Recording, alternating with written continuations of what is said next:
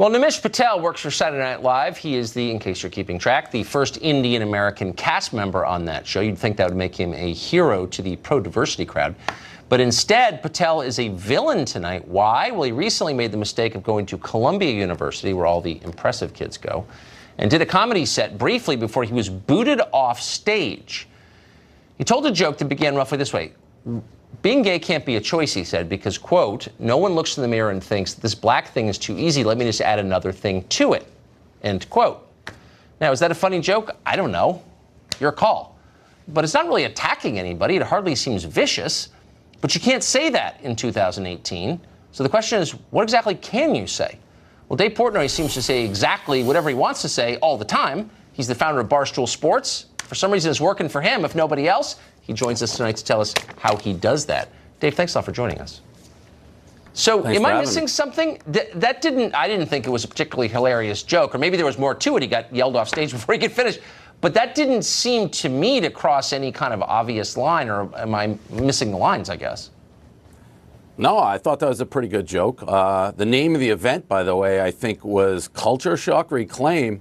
I mean, if you go to a comedy club and you have shock in there and that offends you, you probably shouldn't be in the comedy club. Very, very odd set of circumstances to actually being paid or whatever to go to this event and be offended by any sort of joke. And like you said, that was a nothing joke. I mean, I think it's well written, but he had to be the most surprised guy in the room.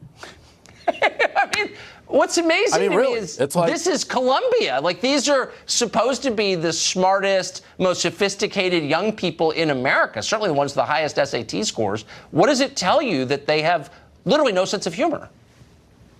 Well, I mean, that actually doesn't surprise me about the Ivy Leagues. I don't know where you went, Tucker. You seem like you could be an Ivy League guy with the bow tie and all that. But it's but Ivy League guys, I mean, they're stuffy, no sense of humor. That's kind of the stereotype. But then you have the other side of it. I mean, there's certainly, like, the Harvard Lampoon is certainly famous for pushing boundaries and things like that. I don't know what this club was. It was Asian Allegiance of something. Again, you can't name the event Culture Shock. And then when somebody says a pretty vanilla joke in the scheme of jokes, get upset. Very odd.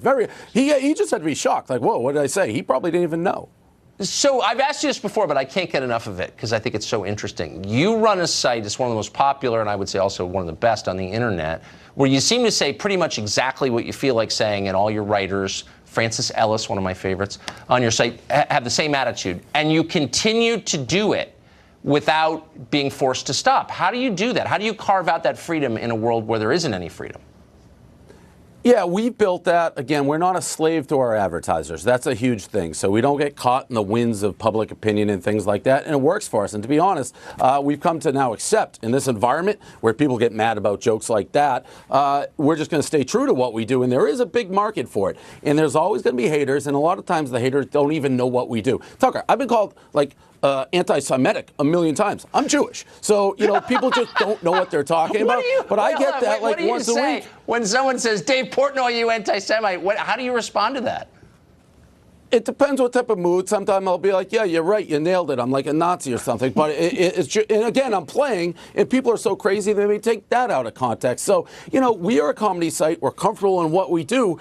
But if people don't like something, they feel like they're right. They don't want to hear the other side of the coin. But they'll go out of the way. There were pictures of me, Tucker, on this show, and somebody tried to say somehow that made me like anti-Semite. And it's like, dude, I'm Jewish. So what are you talking about? People just don't really want to look into the context or what's going on. And we've embraced it. And there is a big market for it. And I think that makes us more popular in this day and age when people are afraid to say, you know, that joke that guy got booted off stage for, that's ridiculous. Steve Carell, The Office, my personal favorite comedy, he was on record, I think, a couple weeks ago. He says, The Office couldn't exist now. Two people would get mad. Exactly. I mean, that's a shame. That's a true shame.